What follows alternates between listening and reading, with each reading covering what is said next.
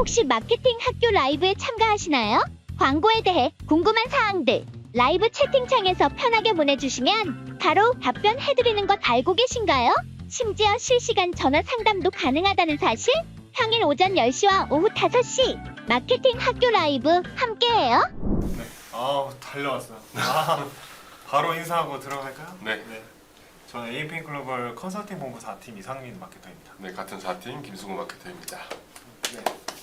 오늘 진짜 좀 시작이 늦어가지고 네. 되게 빠르게 가볼 텐데 네네. 오늘은 브랜드 포지션을 정하는 그런 뭐야 될까 마케팅 전략에 대해서 한번 가져왔습니다. 네. 브랜드 포지션이 일단 왜 중요한지에 대해서 좀 설명을 해드려야 될 것 같거든요. 브랜드 포지션이 중요한 이유. 포지셔닝이 중요한 이유. 예를 들면 뭐가 있을까요? 브랜드 포지션이 중요한 이유. 일단 브랜드 하나를 그냥 정해놓고 예시를 삼아서 그걸로 한번 포지셔닝 해볼까요? 나는 일단 원래 네. 일단 원래 예시가 먼저 있어야 된다고 보거든요. 네네. 예를 들면 어떤 거냐면 브랜드 포지셔닝은 사람들이 생각했을 때 요 브랜드 이 포지션에는 이런 브랜드가 있구나라고 바로 떠올릴 수 있을 만한 그런 뭐라 해야 될까 사람들의 인식을 심어주는 거라고 생각하거든요. 네네. 예를 들면은 뭐 운동복이라고 하면 나이키 아디다스가 먼저 떠오르는 것처럼 저는 그런 게 포지션이라고 보시면 될 것 같아요. 네. 여러분도 지금 시청자분들도 이제 이해를 하시면 되겠지만 브랜드 포지셔닝은 이 꼴 뭐냐면 이제 잠재 고객들이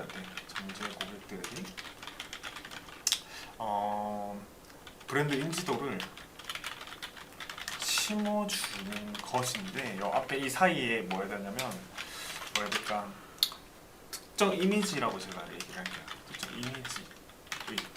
그러니까 잠재 고객에게 특정 이미지의 브랜드 인지도를 심어주는 거지. 그러니까 예를 들면 배드민턴, 요넥스, 네. 스키, 살로몬, 살로몬, 아니면 뭐 노르디카, 노르디카요? 하여튼 그런 게 있어요. 네, 그런 거 또 뭐가 있을까요? 예를 또 들어보면 아니면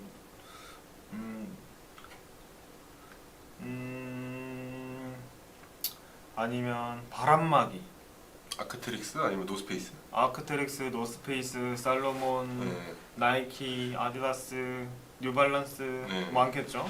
네. 이런 거라고 생각하시면 돼요. 예를 들면 정말 이런 거. 김치, 뭐 실비 아니면 뭐 종갓집, 종갓집, 청정원, 비비고, 그렇죠. 이런 거예요. 진짜 생각보다 이게 어려운 게 아니라 살짝 이런 거로 생각하시면 돼요. 그러니까 뭔가 제품이든 아니면 뭔가 특정 이미지든 그러면 이게 살짝 제일 뭐야 될까 이 포지셔닝이 제일 심한 게 뭐냐면 의류거든요. 의류. 이거 제가 의류를 왜 이렇게 예시를 많이 들었냐면 의류가 좀 이런 게 좀 심해요. 예를 들면 조금 중고가의 깔끔한 브랜드, 포털이? 뭐 그런 걸 수도 있고 아니면 폴로? 중고가니까 살짝 뭐라 해야 될까 솔리드 홈모 이런 솔리드 것도, 홈모, 것도 솔리드 홈모, 띠어리? 타임 홈모 이런 것도 띠어리, 하여튼 그런 것들도 다 포함되겠죠. 그러니까 사람들이 생각했을 때 특정 뭔가 위치, 포지셔닝이 있는 브랜드는 뭔가 그리고 내가 만약에 거기에 들어갔을 때 정말 전환율이 높을 것인가를 정의를 해주는 게 이제 브랜드 포지셔닝이거든요. 족방님 안녕하세요.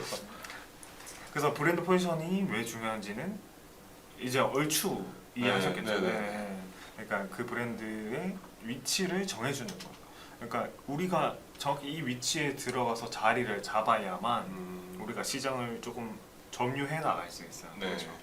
그러면 우리가 브랜드 포지셔닝을 도대체 어떻게 정하냐 모르시잖아요. 사실 네. 이거 정하기 되게 어렵잖아요. 네. 저희도 어렵거든요, 지금. 그래서 제가 이거를 조금 이해하기 편하게, 이해하기 쉽게 제가 표를 가져왔어요.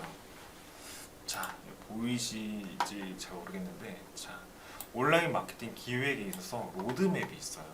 우리가 맨 처음에 우리가 이런 거시적 환경부터 이제 조사를 하고 그 이후부터 이렇게 차곡차곡 하는 이런 분석 전략이 있는데 여기 지금 제가 한 단계, 두 단계, 세 단계, 네 단계, 다섯, 여섯, 일곱 단계까지 있어요. 근데 이 일곱 단계 중에서 여기까지 앞에 4단계까지만. 요 4단계, 네 4단계 여기까지가 시장 분석이고 그 다음에 우리가 마케팅 포피를 통해서 계획을 짜요.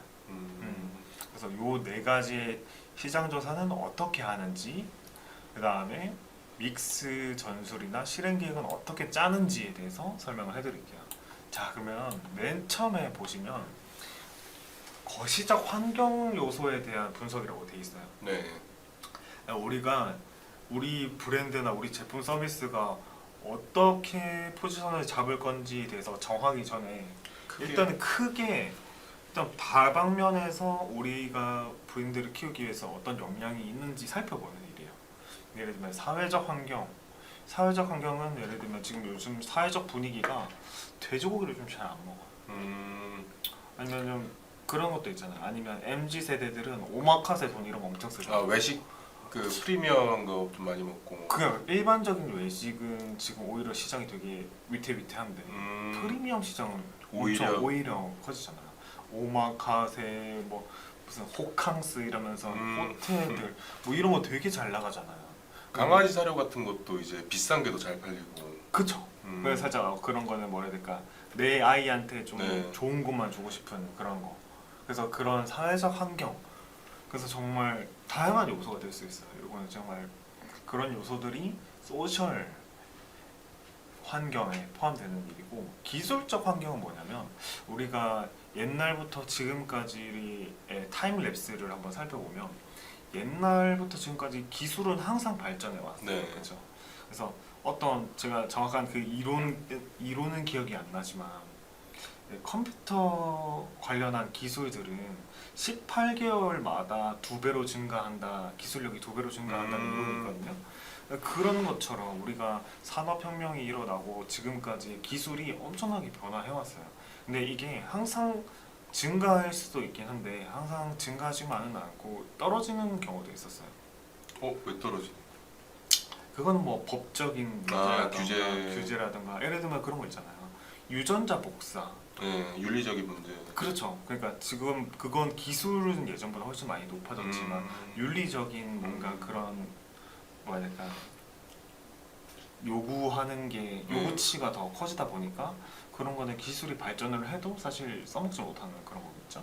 그래서 제가 그런 기술적 환경, 뭐 예전에는 됐었는데 지금은 예전에 안 됐었는데 지금은 되는 일, 그것 때문에 우리 비즈니스도 바뀌었다, 네. 이럴 수 있잖아요. 제일 첫 번째로 큰 게 나는 운송 환경이라고 보거든요. 운송 환경. 예를 들면 예전에는 해산물을 네. 그 뭐냐, 바닷가보다 조금 먼 곳, 바닷가보다 살짝 뭔가 가운데에 있는 곳, 충청도가 왜 젓갈이 좀 발달했는지 아세요? 충청도. 젓갈, 전라도도 그렇고 충청도가 네. 은근히 젓갈로 유명해요. 뻘? 왜 그러냐면 네. 예전에는 해산물을 오래 보관할 수가 없었잖아요. 그래서 해산물에다가 소금을 어마어마하게 많이 넣었어요. 그러다 보니까 젓갈 문화가 좀 발달됐거든요. 특히 전라도 쪽이나 그걸 통해서 한양으로 올라가기 전에, 네. 평양으로 올라가기 전에 이제 거치는 충청도에서도 이런 게 유행을 했던 거예요. 그래서 걔네들이 젓갈 이런 게 뭐 어리젓갈, 어리굴젓 뭐 이런 거부터 시작해가지고 무슨 젓 뭐 이렇게 되게 많이 발달했잖아요. 네. 그게 기술적 환경이라고 보거든요. 근데 지금은 되게 기술력이 높아져서 네. 뭐 어제 잡은 해산물도 오늘 완전 당일 신선하게 배송. 당일 배송도 된다든지 아니면 되게 신선하게 보관을 했다든지, 그게 다 기술력이 가능하기 때문에 벌어지는 일이잖아요. 네. 그렇죠? 참치 같은 경우는 급속냉 이동해서 먹고. 그렇죠. 하여튼 그런 게 기술적 환경에 포함돼요. 그리고 경제적 환경은 어때요? 경제적 환경, 사람들이 뭔가 쓰임이 좀 많아졌다든지, 사람들이 부가 좀 많이 축적이 되어 있다든지, 네. 아니면 사람들이 뭔가 소득에 대한 습관이 바뀌었다든지, 너무 예전에는 뭔가 펑펑 썼다면 네. 요즘은 좀 많이 아끼는 추세라든지. 그러면 일본의 버블 경제 같은.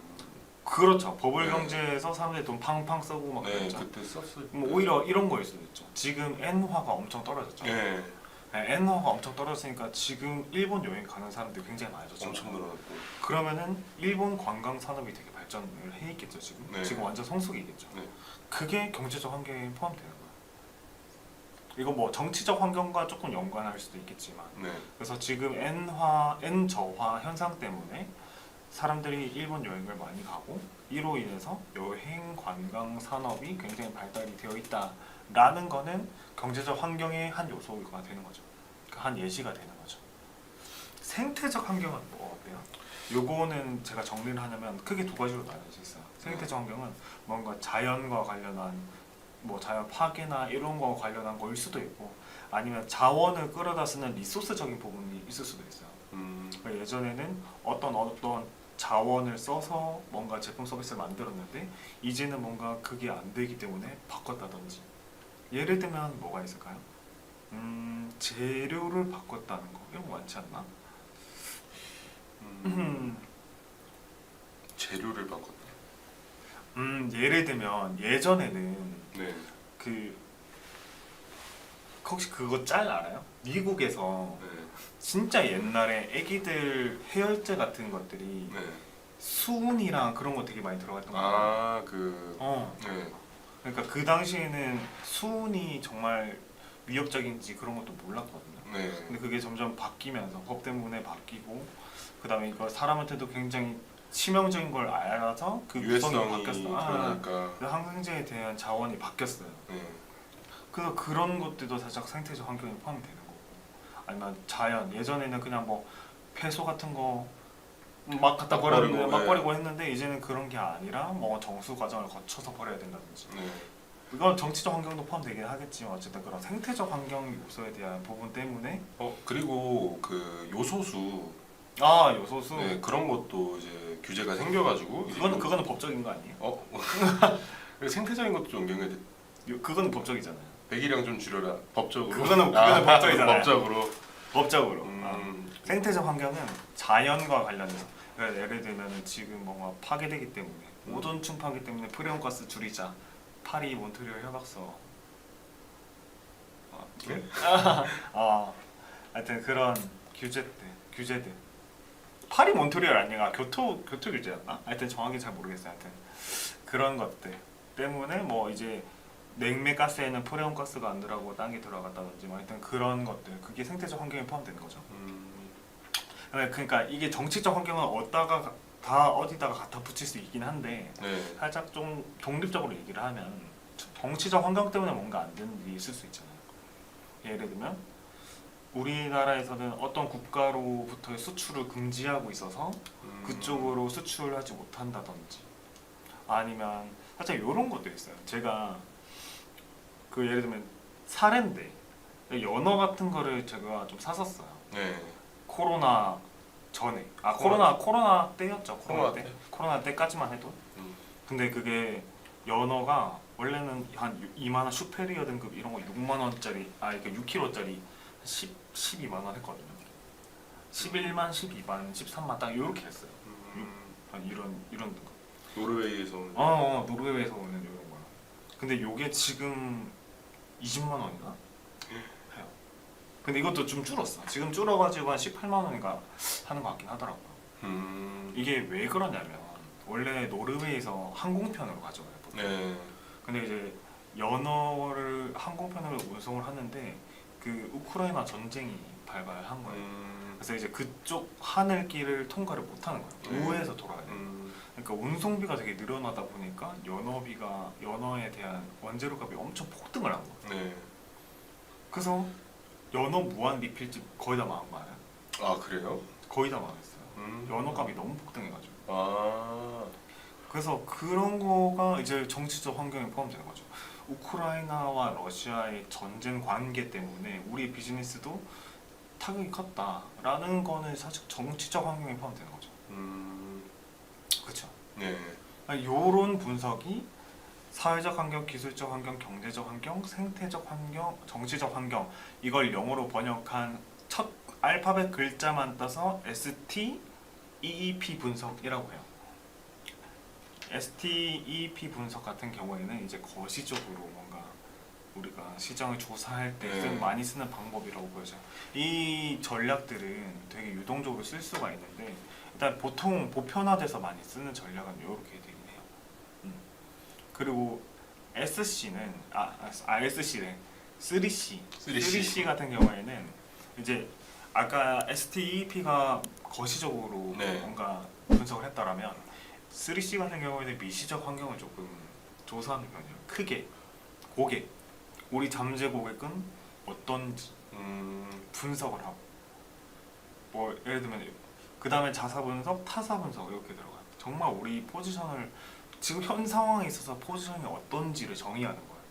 우리가 어떤 포지션으로 가기에 앞서서 우리는 지금 당장 어떤 포지션에 위치해 있는지, 다른 데들은 어떤 포지션에 위치해 있는지, 고객들은 어떤 포지션의 사람들을 어떤 포지션의 제품과 서비스와 브랜드를 원하는지 알아야 되잖아요. 그래서 즉 지피지기면 백전백승 이런 말 많이 예. 하잖아요. 나를 알고 저걸 알면 알아야지 백전백승이다. 백전백승한다. 그런 그게 바로 이거라고 보시면 돼요. 음. 그리고 고객 분석을 하기 위해서 우리가 다른 전략들을 되게 많이 쓰는 거죠. 예. 예를 들어 페르소나를 정의한다든지. 음. 페르소나가 뭐죠? 그 이거를 이게 살 것 같은 이 잠재적 그 고객들을 특정 대상으로 이제 정하는 거죠. 그쵸. 예. 예를 들면 어떻게 정의했을까요? 창업? 창업이라고 치면 네. 그러면은 고객 같은 경우에는 이제 창업도 종류마다 다르겠는데 뭐 식당, 치킨집 창업이라고 치킨집 창업이라고 하면은 이제 보통 이제 정년퇴직 하신 분들 음. 많이 이제 창업 그렇죠, 치킨 그렇죠. 창업 이제 하려고 하시니까 이제 페르소나를 이제 50대, 40대, 50대 남성 아니면은 그 플러스 알파. 그렇죠.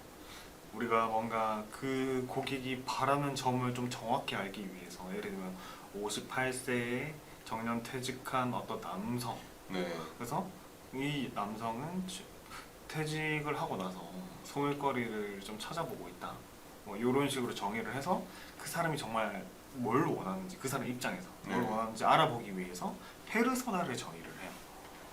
그래야 우리가 뭔가 타겟도 아니면 그 사람의 니즈도 알 수 있기 때문에, 그래서 페르소나 같은 전략뿐만 아니라 다른 것도 마찬가지고, 어쨌든 그 고객이 원하는 바가 뭔지 우리가 엄청나게 많이 깨닫게 되는 순간이 있는 거죠. 뭐 예를 들면은 NPS 분석 이런 것도 있고, NPS는 순 추천 지수거든요. 그래서 보통 이런 업종에 대한 고객 순 추천 지수의 평균이 얼마인가, 이건 알기 어렵긴 하겠지만 하여튼 그런 것들을 한번 조사를 해본다든지, 뭐 그런 것들도 다 포함이 되는 거죠. 그러면 이제 자사 분석, 네. 사실 좀 제일 중요한 거예요. 그렇죠? 네. 제가 상담을 받으면 이 자사 분석도 되게 안 돼 있는 분들이 되게 많으세요. 내 거 그냥 무조건 잘 된다, 무조건 좋다. 무조건 좋다, 무조건 잘 팔린다, 네. 알려주기만 하면 된다. 알리기만 하면 된다라고 하시는데, 그렇게 접근하시면 안 되고, 정확히 우리가 어떻기 때문에 어떤 포지션에 위치해 있다, 이걸 정확히 알아야 돼요. 뭐 예를 들면 비싼 거다, 우리는 프리미엄 전략으로 갈 거다. 프리미엄 전략 말해야 좋죠. 예. 근데 그 프리미엄 전략은 그 모든 포지셔닝을 정하는 모든 것들 중에 제일 어려운 거 아세요? 프리미엄이에요? 프리미엄 전략 사람들 진짜 많이 좋아. 그 사람들이 아니래, 광고주분들이 광고주분들이 진짜 좋아하시거든요. 예. 왜냐면 그게 마진이 좋으니까. 마진 좋고. 마진이 좋기 때문에 프리미엄 전략이라고 이제 얘기를 하시는데, 근데 그게 힘든 이유가 뭐냐면, 명품들은 포지션이 엄청 세분화되어 있는 거 아세요? 포지셔닝이요? 엄청 세분화되어 있잖아요. 예를 들면은 그런 거 있잖아요. 20대 남자의 지갑 브랜드. 일단 저는 보테가를 쓰긴 하는데요. 보테가, 네. 뭐 루이비통, 아니면 뭐 몽블랑? 구찌, 몽블랑, 되게 많죠. 그러면 30대는 어때요? 30대 조금 살짝 비즈니스 형태의 그런 네. 거게 되겠죠? 30대 정도면은 이제 생로랑? 생로랑, 아니 마르지엘라? 마르지엘라 괜찮네. 그런 것들. 그러면 10대는 살짝 어때요? 10대는 뭐 스톤 아일랜드? 살짝 제 때는 저 때는 네. 어때요? 라떼는 어땠냐면, 네, 고야드 고야드. 고야드. 네. 10대는 제가 옛날에 어땠냐면 제일 양대 산맥이 있었어요. 어떤 거예요? 빈폴, 그다음에 뭐였더라? 그 루이카토즈, 루이 카토즈. 빈폴, 루이카토즈, 그다음에 기억이 안 나네. 엄청 MCM? MCM 맞다. MCM. 맞아요. MCM 같았어요. 이제 맞아. 네. 그래서 그런 뭐야 될까? 딱 상상 그 뭐냐 특정 포지션만 상상만 하더라도 바로 자연스럽게 튀어나오는 브랜드가 있어요. 네. 그러니까 프리미엄 라인은 포지션이 엄청나게 세분화돼 있고 그 말은 뭐냐면 얘네가 이 포지션에 들어가기 위해서 얼마나 노력했는지를 보여주는 역설의 결과예요. 그렇다고 그냥 그러면은 우리가 아무것도 모르는 상태에서 그냥 비싸기만 하면 한 번, 두 번이라도 팔리면 좋은 거 아니냐라고 네. 하면 사실 좀 어리석은 생각일 수 있어요. 그렇죠. 네. 그래서 우리의 자사 분석은 단순하게 그냥 우리가 노출 우리 거 좋아 이런 게 아니라 그냥 객관적으로 바라보는 거야. 그래서 우리가 블라인드 테스트도 많이 하는 거고 우리 마이 프레셔스 이게 아니라 네. 객관적으로 바라보세요. 객관적으로 사실 자사 분석 같은 경우에는 광고주분이 직접 하는 것보다 음. 이제 저희가 이제 제안 드리는 경우가 더 그쵸. 핏이 맞을 때가 그렇죠. 네. 그래서 사실 이런 것들을 대행사에서 제안사를 많이 보내는 이유가 네. 본인들의 브랜드를 객관적으로 바라보지 못해서 나오는 결과일 수도 있다고 생각하거든요. 네. 그래서 자사 분석은 그냥 객관적으로 내려놔. 근데 이게 좀 힘들긴 해요. 왜냐면 내 애증이 담긴 브랜드인데. 사실 그 브랜드를 가장 잘하는 것도 그 광고주님이긴 한데 맞아요. 어느 정도의 그 선입견도 있어서 그렇죠, 그렇죠, 네. 그렇죠. 그래서 자사 분석은 우리 시장뿐만 아니라 시장에서 나오는 어떤 요소들뿐만 아니라 우리 제품이 어떻고 객단가가 어떻고 유통 구조가 어떻게 되어 있고 뭐 그런 모든 세세한 것들을 다 분석하셔야 돼요. 아까 제가 환경에 대해서는 뭐라고 했어요? 거시적 환경이라고 했죠. 네. 근데 여기서는 어떻게 돼요? 미시적 환경이죠. 좁게 미시가 뭐예요? 좁게 본다. 이쁜 아줌마? 작게 본다. 미시적 환경. 네. 그러니까 정말 그 뭐야 될까? 정말 세분화해서 보는 거죠. 네. 현미경으로 예를 들면 우리가 마이크로 단위는 보통 미시적 마이크로 단위가 아니라 밀리미터 단위나 이런 것들을 사실 거시적이라고 봐요. 근데 미시적 환경은 나노미터, 나노미터, 뭐 이런 것들. 그래서 완전 분자, 원자 단위 이런 것들. 퀀텀. 퀀텀 뭐 이런 것들을 이제 미시적이라고 하거든요. 그러니까 우리의 자사를 그런 수준까지 바라봐야 된다라고 하는 얘기예요. 타사 분석도 그럼 마찬가지겠죠. 객관적으로 타사들은 얘네들 마케팅을 어떻게 하고 있고 얘네 브랜드 포지셔닝을 어떻게 하고 있고 이것들을 싹 다 조사하는 거예요. 그래서 우리가 뭔가 할 때 우리가 제안서를 만들거나 할 때 네. 시장 조사에서 시간이 제일 많이 드는 게 이것 때문에 타사 분석. 타사 분석. 다른 광고 어떻게 하는지 다 찾아보고. 걔네 돈 얼마 쓰는지 사실 알기 어렵잖아요. 네. 우리가 거기 직원도 아니고. 네, 직접 광고를 성과 관리가 원화 조화가 없으니까. 그러니까. 네. 근데 그렇게 하려면 우리가 어떤 방법을 쓰서라도 네. 이런 타사 분석이 좀 많이 필요하겠죠. 일종의 노가다. 그렇죠. 일종 검색 거다. 계속하고. 그렇죠. 그래서 이런 미시적인 환경들을 모두 분석, 특히 이런 고객 자사, 타사 이런 것들을 분석하는 경우가 3C 분석이라고 해요. 그러면 우리가 미시적 환경까지 뭔가 분석을 했어요. 네. 그러면 이제 수압 분석을 해요. 진짜 많이 들어보셨겠죠. 네. 이거는 뭔가 마케팅을 배우거나 경영학을 한번 네. 배웠다거나 아니면 뭔가 수업이라도 한번 들었다. 무조건 알죠. 그렇죠. 그러면 수업 분석 못 들어봤을 수가 없어요. 수압 S가 뭐예요? 강점, 스트렝스, 스트렝스, W는 약점, weakness, O는 기회, opportunity, 오퍼튜니티, T는요? 위협. treat 맞죠? 네. 네. ST 그 수학 분석 SWOT라고 하는데 근데 보통 수학 분석 같은 경우에는 이게 뭔가 우리의 장점이나 이런 것들을 사실 많이 알아요. 그 브랜드에 계신 분들은 네. 우리의 장점이나 이런 것들은 잘 알아요. 왜 그러냐면 우리 포지셔닝이 우리 브랜드나 우리 제품 서비스의 그 장점을 극대화시키는 게 사실 마케터나 이런 거의 일이잖아요. 네. 기획자들의 일이잖아요. 그러니까 장점이나 이런 것들은 사실 되게 잘 아는데 약점을 좀 잘 모를 수도 있어요. 아니면 또 뭔가 우리가 위협이나 이런 것들을 또 잘 모를 수 있어요. 그래서 사실 장점이나 기회를 보다보다는 우리가 어떤 위협이나 아니면 약점들을 어떻게 극복해 나갈 건지가 사실 더 중요한 요소이기는 해요. 예를 들면 이런 거예요. 내가 캠페인 2개를 돌리고 있어요. 네. 예산은 똑같아요. 네. 근데 하나 로아스 500이에요. 네. 하나 로아스 100이에요. 네. 그러면은 얘를 올리는 게 좋을까요? 아니면 요 밑에 있는 애를 올리는 게 나아요? 어때요? 500%짜리 캠페인을 조금 더 올리는 게 나아요? 아니면은 100%짜리 캠페인을 좀 올리는 게 나아요? 어때요? 이걸 퍼포먼스 광고 입장에서 한번 볼게요. 저는 일단 무조건 후자라 생각하거든요. 100%를 올리는. 무조건. 왜 그러냐면 500%를 200% 올리기는 진짜 힘들어요. 진짜 힘들어요. 아 그쵸? 이미 최적화가 좀 되어 있어서. 이미 고착화돼 있어요. 이미 고착화되어 있고 이거를 200% 올리기에는 정말 너무 힘들어요. 그런데 100%를 300%는 좀 만들어 볼 만하지 않아요? 어느 그쵸? 정도 어느 개선만 좀 해주면. 그쵸? 네. 근데 왜냐면 한쪽이 500%고 한쪽이 100%면은 이미 어느 정도 입증이 되어 있다고 하는 건데 그럼 얘가 가진 뭔가의 기회를 놓치고 있는 건 아닐까? 그럼 얘를 조금 더 개선해 볼 수 있지 않을까? 그러니까 우리가 이미 가지고 있는 뭔가 강점이나 그런 걸 활용하기보다는 약점을 어떻게 하면 숨기고 조금 더 포장을 잘 할 것인가? 요거가 사실 SWOT 수학 분석의 핵심이라고 생각하시면 돼요. 전략 대안을 노출하는 거예요. 우리가 지금 가지고 있었던 전략에서 좀 제껴두고 조금 멀리서 바라보고 새로운 대안이 있지 않을까라고 하는 것들을 보는 게 바로 수학 분석이에요. 그러면 이제 수학 분석까지 했어요. 그러면은 우리가 어떻게 해야 되겠구나까지 나온 거예요. 네. 우리가 브랜드 포지션이 어디고 우리가 어떻게 해야 되고까지 나온 건데 그러면 이제 STP 이것도 정말 전략 중에 굉장히 수학 배운 중요한- 다음에 바로 STP로 가는 커리큘럼이. 그죠. 네. 경영학과 네. 수업 들어보시면 다 알겠죠. 수업에서도.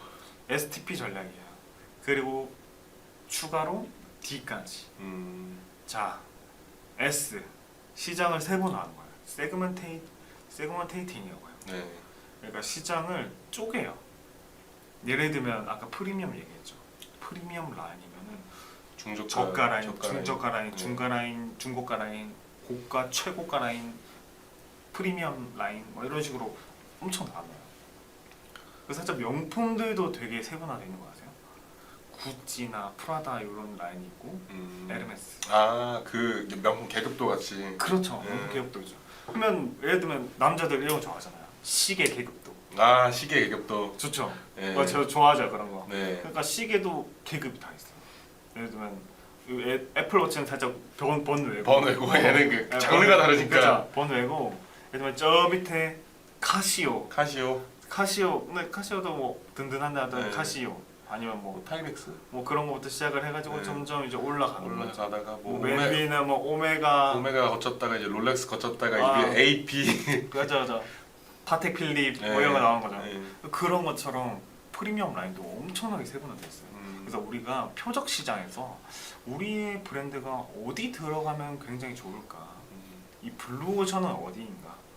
아니면 우리가 새로운 포지션을 창출한다든지 그런 전략을 말해요. 그래서 시장을 되게 세분화해서 바라봐야 된다. 그래서 이거를 통한 표적 시장을 선정한 거예요. 타겟팅. 우리가 어떤 위치에 들어가야 될까? 뭐 예를 들면은 식품이라고 예를 들면 비비고가 왜 떴어요? 비비고가 진짜 성공했잖아요. 음식 브랜드로서. 네. 일단 냉동식품. 일단 냉동식품이라는 타겟 그 시장이라는 것 속에서 어떻게 세분화를 했을까? 비비고는 예를 들면 살짝 믿고 먹는다. 살짝 믿고 먹는다. 신뢰성. 그리고 보통 우리가 마트 같은 데 가면 뭐 냉동 만두 이런 거 많은데 네. 근데 보통 만두 살 때 브랜드 안 보고 사지 않아요? 고향 만두 고향 이런 거 만두. 요거까지만 네. 알겠다. 네. 나머지는 잘 모르죠. 그냥 네. 근데 요즘은 사람들이 이렇게 얘기하잖아요. 냉동 만두나 하나 살까 보다는 비비고 하나 살까? 라고 하잖아요. 약간 좀 냉동 만두가 비비고가 된 느낌. 그렇죠. 그러니까 뭔가 나는 어떤 느낌이냐면 냉동 만두 사면 되게 호불호가 강하잖아요. 네. 호불호가 강하다보다 편차가 되게 심하잖아요. 근데 그 중에서 믿고 먹을 수 있는 제품. 그래서 다른 것보다 조금 비싸긴 하지만 믿고 먹을 수 있고 맛있고 하는 것들이 비비고라고 저는 보거든요. 그래서 그런 거를 이제 비비고가 선택을 한 거겠죠. 네. 그래서 뭐 이거는 뭐 나중에 뭐 브랜드 인사이트를 보면 되게 하겠지만 제가 그냥 단순하게 생각했을 때는 그냥 그렇긴 해요. 그러면은 우리가 포지셔닝을 정하는 거예요. 어떤 포지션을 위치를 할까? 지금 보시면 이 표 좀 잘 보이세요? 제가 밑에 어떻게 되어 있냐면 타사 분석을 기반으로 차별화를 만든다라고 적혀 있어요. 그렇죠? 화살표 보이네. 네네. 그러니까 타사 분석을 했을 때 우리가 뭔가 틈새 시장이라고 얘기를 했잖아요, 계속. 네. 그래서 뭔가 우리의 다른 점은 무엇인가? 다른 거랑 비교를 했을 때, 예를 들면은 냉동 만두라고 치면은 우리는 50g 더 준다. 아니면 우리는 중국산 배추 안 쓴다. 중국산 부추 안 쓴다. 우리는 국산 부추 쓴다. 뭐 이런 거라든지, 아니면 뭐라 해야 될까? 우리 피가 좀 더 만두 피가 좀 더 쫀득하다든지. 하여튼 만두 시장에서 뭐 그런 게 차별화가 되겠죠. 그 차별화를 기반으로 기반이 아니라 그걸 차별화 그 전략으로 두고 그리고 우리가 포지셔닝을 정하는 거예요. 그 지금까지 이 포지션 이 시장 조사와 우리 포지션을 정의하는 데 있어서는 진짜 많은 과정들이 들어갔어요. 지금 뒤에 보면은 몇 개 있지도 않아요. 나중에 뭐 피드백하고 뭐 이런 거야. 그러니까 우리가 시장 조사에 있어서 시간을 진짜 많이 써야 되는 게 살짝 이런 느낌이에요. 거시적 환경도 분석했다가 미시적 환경도 분석을 했다가 전략적인 수학 분석을 해가지고 또 다른 뭔가 대안이 없나도 도출했다가 그 다음에 전략적 요소에 대해서 우리가 우리 포지셔닝을 이제 정의하는 거예요. 이런 위치가 우리의 포지셔닝이 맞는 것 같다. 이런 식으로 계속 거르는 느낌으로. 그렇죠. 그 이후에 우리가 전술적으로 어떻게 해야 될까? 그럼 우리가 포지셔닝을 정했어요. 네. 예를 들면 우리가 의류 브랜드라고 칠게요. 그러면 나는 아동 의류 브랜드 중에서 조금 중저가를 한번 노려보자.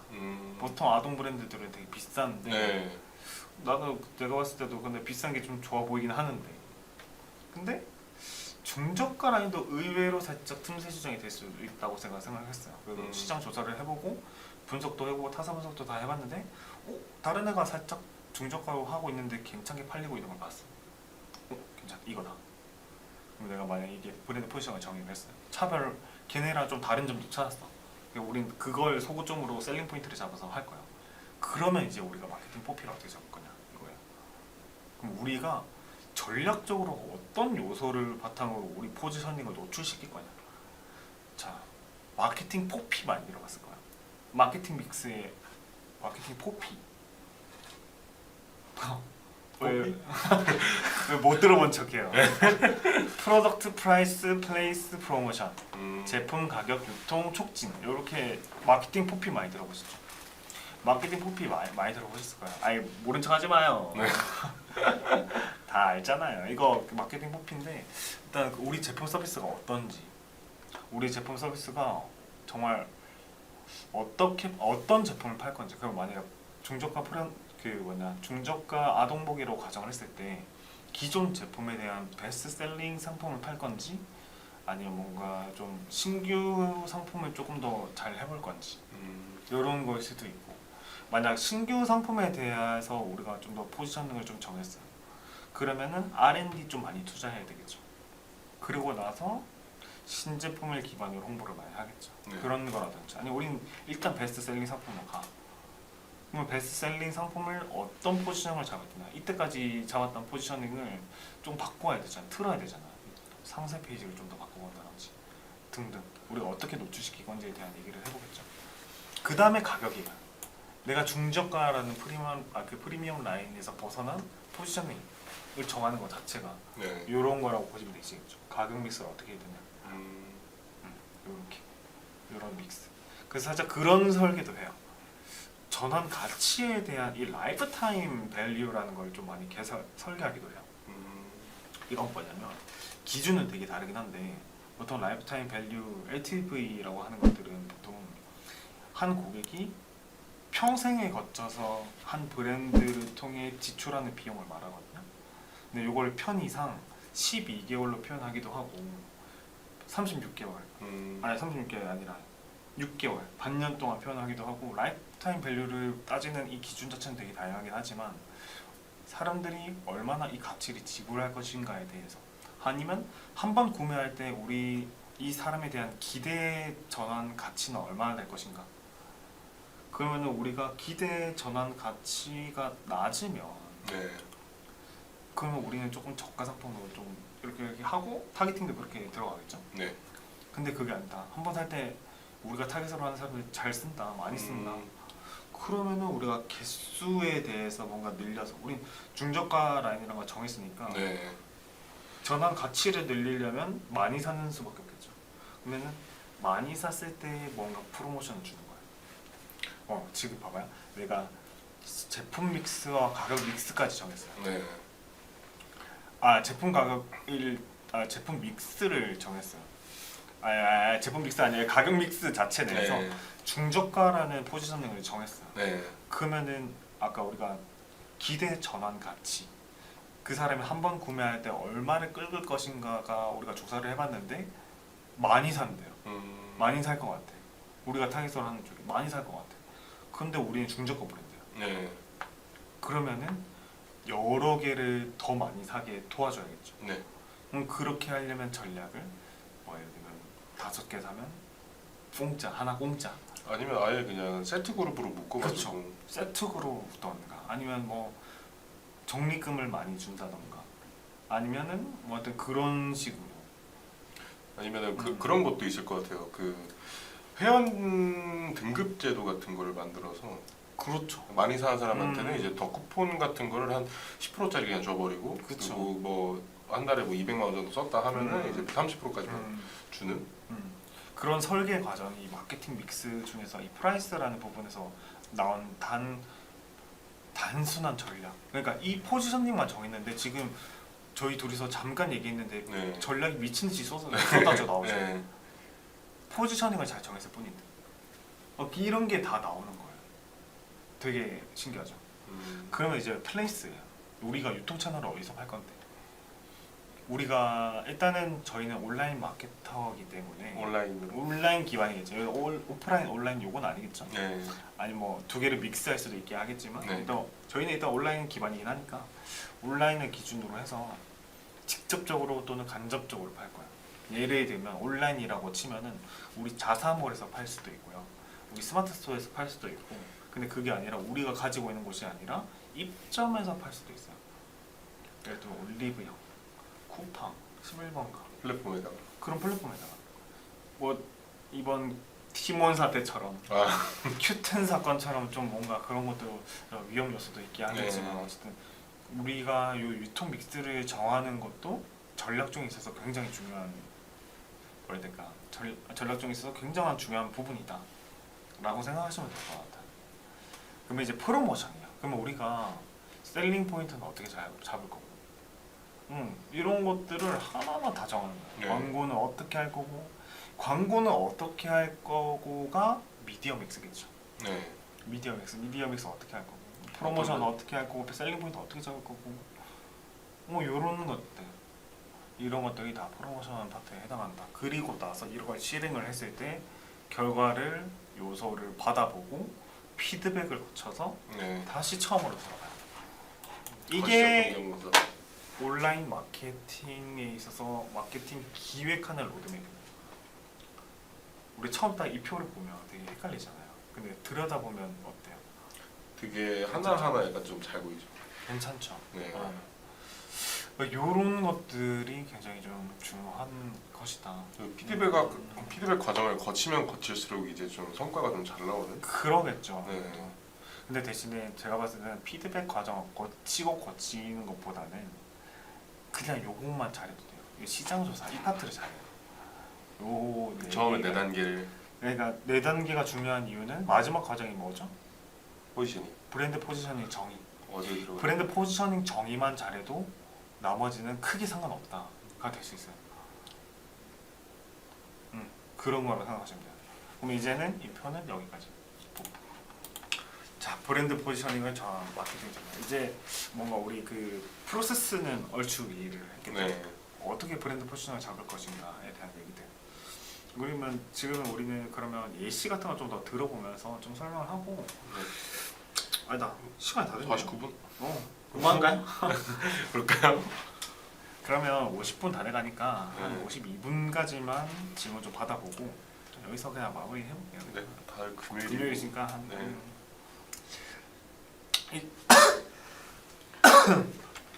그래서 얼추 이해는 다 되셨겠죠? 아 이거 제가 지웠어요. 그냥. 어쨌든 얼추 이해는 다 하셨을 거라고 믿어요. 네. 어떤 포지셔닝으로 우리가 들어갈 것인지 정하는 게 굉장히 중요한 일이다 라는 거. 그렇게 생각하시면 될 것 같고. 근데 만약 이게 좀 짜기 어렵다, 네. 우리 진짜 잘 모르겠다 라고 하시면은 이제 다른 사람의 손을 빌리는 거예요. 예를 들면 뭐가 있을까요? 소비자 블라인드 테스트, 소비자 아니면- 만족도 센터. 소비자 만족도 조사, 그런 거 많이 하잖아요. 게임사에서 특히 사람들 많이 데리고 와가지고 게임 해본 다음에 버그 있는지 없는지 체크하고 테스트 서버 또 테스트 서버도 그럴 수 있죠. 그럴 수 있죠. 베타 테스트 이런 것들, 네. 그런 것들, 그런 것들도 될 수도 있고, 아니면은 이제 대행을 맡긴다든지 대행사한테 다 물어보든지 뭐 그런 방법도 있을 거고. 방법은 되게 다양한데 어쨌든 그 과정이 굉장히 중요한 과정이다 네. 정도. 그래서 사실 진짜 잘하는 대행사들은 그냥 단순하게 광고, 무슨 광고 할 건지 뭐 정해주고 막 이런 게 아니라 상세하게 이 브랜드가 부스트업하기 위해서 어떤 부분을 좀 더 개선을 해야 되고, 브랜드 포지션을 어떻게 잡아야 되고, 직접 이용도 하고. 직접 이용도 하고. 그래서 저는 살짝 에코 마케팅 그 회사에서 이런 거 좀 잘하고 있다고 생각하거든요. 에코 마케팅에서 이런 브랜드 부스팅 같은 걸 좀 잘해요. 그래서 개인적으로는 여기서도 살짝 저희 회사에서도 살짝 그런 걸 좀 시도를 해봤으면 좋지 않을까. 그런 기회가 좀 많았으면 좀 좋을 것 같아요. 퍼포먼스적인 부분 외적으로 퍼포먼스 부분을 포함해서, 그리고 외적인 거에 대한 것도 다 들어가는 거. 그런 것도 괜찮지 않을까. 진짜 광고주랑 처음부터 끝까지 함께 하고 만들어가고. 그러니까 광고주랑 처음부터 끝까지 다 함께를 하면서 우리가 뭔가 객관적으로, 우리는 좀 객관적으로 바라볼 수 있잖아요. 네. 그래서 정말 브랜드가 어떤 위치해야만 하고 어떻게 해야만 잘 클 수 있을지 정하는 것들, 그런 브랜드 부스팅을 좀 해보고 싶다. 그래서 만약 그걸 희망하신다 하시면은 여기 연락 주시면 연락 네, 될 것 같습니다. 이만 하고 이제 네. 가볼게요. 네. 인사하고 가시죠. 알겠습니다. 저는 마케터 이상민이었고요. 그럼 마케터 김승호였고, 오늘은 금요일이니까 다들 네. 한 주 고생들 하셨고 이만 물러가 보겠습니다. 네, 고생하셨습니다. 고생하셨습니다.